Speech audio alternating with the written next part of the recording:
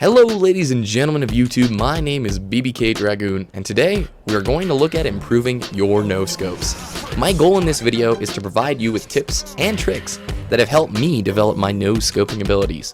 We're going to look at 3 simple tips that you will be able to call upon under the heat of battle in order to crush your opponent with one of the most stylish shots in all of Halo, the no-scope.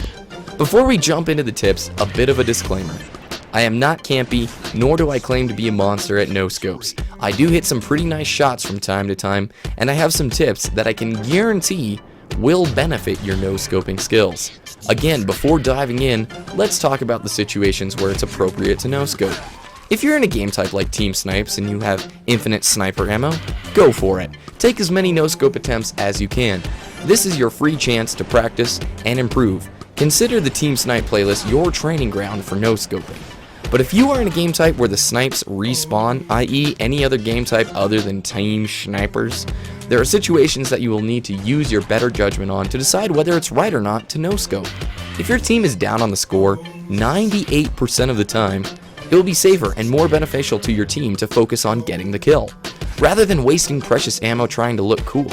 Remember, you only get 12 shots with the sniper in most game types before respawn. Use them wisely. With that said, let's go for it. I'm going to keep the tips simple, as anything more complicated will be unusable in the heat of battle. You want simple and effective tips, that way you'll be able to call upon them under pressure. So tip number 1, put the reticule where you think the enemy will be. This is crucial to all of your sniping in Halo Reach. With a mouse and keyboard, you are encouraged to follow the player with your reticule or crosshairs. With a control stick, this is just not as effective. You want to be placing your reticule where you think the enemy will be going through. Then time your trigger pull as the enemy goes through it. Let's take a look at this example. I'm being pushed by 2 enemies right now, which gives me a bit of an advantage for no-scoping. I know where the enemy is going to run, which means I can put my reticule where I think the enemy's head is going to be. Then all I have to do is wait for his head to line up with my reticule and pull the trigger. Boom! Line it up, pull the trigger. Once again, put the reticule where I think the enemy's going to be, and as he runs through it, pull the trigger. I missed the 3rd, but luckily my teammate helped me out with that. Let's move on to tip number 2. Timing, and more timing. You must have time to prepare your shot for a no-scope. If you're being pressured, no-scopes can be extremely difficult. Make sure you give yourself plenty of time to line up the shot before pulling the trigger. There's a bit of a cooldown time between shots with the sniper, so time wisely. This means you cannot fire rapidly with the sniper, so you must be very careful when you time your shots. If you miss, don't panic, and above all, do not flick the stick. Flicking the stick looks cool as all get out, but it is not nearly as effective as a nice, slow pan with your crosshairs. Stay calm. Remember to put the crosshairs again where you think the enemy will be, and then time your trigger pull to match the enemy as they run through it. Let's take a look at this example. I missed the first shot, but I don't panic. I slowly move the stick, not flicking it, and time my trigger pull and pull it as his head goes through it. Let's move on to tip 3. Go for it. If you are in Team Snipes and you have infinite snipe ammo, there's no reason why you shouldn't be practicing your no-scopes, unless you're like losing horrifically. Just remember, no-scoping needs to be mixed in with regular scoped-in shots. You don't want to screw your team over by just trying to get all stylistic up in there, especially if, only one sniper rifle spawns on your side of the map for your team. You'll do a lot of damage just trying to look cool and get some style points, when really, it's not that important to get no-scopes. Winning comes first, then the style. But go into Team Snipes, practice your shots, and 99% of the time people don't get better at no-scopes because they don't practice. Team Snipes is an incredible way to practice. Watch, run through, pull the trigger. That's what you need to always remember. As they come through the reticule, you pull the trigger and bam! And apparently people think I say reticule. Interesting. Let me, crosshairs? I don't know what you want to say, but trust me on this one, guys. In order to be an effective sniper, you need to mix no-scopes in with regular shots. That's how it works. Wait for them to come through the scope, and sometimes if you miss your shots, like I said, do not panic. Just be smart about it. Re-establish your surroundings, and then go for the shots. Ooh, running riot, baby. So I kind of had an idea that guy was around the corner. So what did I do? I slowly moved the stick. Wait!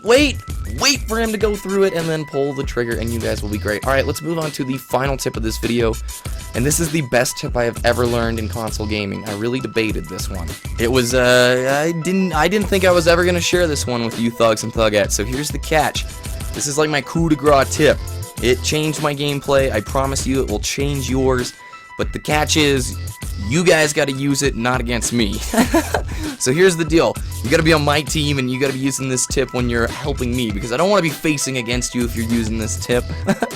I'm just kidding. So anyway, Fear is Sick, the Halo 3 Pro taught me this one.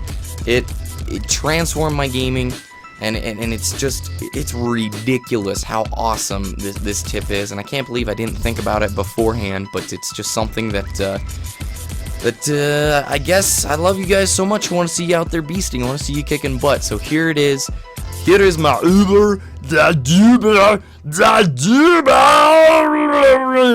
awesomest, most awesome McAwesome town tip ever. Yeah, and stuff. Okay. So you want to go to your dashboard, you want to push the middle button on your controller, and once you've done that, you're going to want to scroll all the way to the right to where it says preferences. Then you want to go to vibration, and you turn it off. That's right, it's normally comes stock enabled. You turn vibration off. This is going to transform your game. Now I know a lot of players who are like, I can't do that, how will I know I'm being shot? You will know, there's visual cues on the screen. But honestly, I don't know anyone who can make an argument that a vibrating controller in your hand is going to help you make little tiny minute changes with your stick. It is going to change your gameplay, no joke, I promise you. If you give it a chance, it'll transform things. The vibration is just stressful and distracting as you're being shot, as people are rushing you. That's the last time you want to have your controller shaking in your hand, throwing off your aim, stressing you out. You turn it off, and suddenly you're a PC gamer. Like, I don't know any MLG Halo player that plays with their vibration on. And then one last kind of mini tip to that, use a wired controller if possible. The wireless controllers are good, but there is a slight amount of lag with them. They're not really, it's not detectable really by human or like reflexes, but there is a tiny bit of lag in there. So I hope these tips have helped you guys. I hope you get your no-scoping game to the next level. I am BBKDragoon. Let me know if these tips helped you, and I'll maybe do more tutorials. Thank you guys. Have a great day.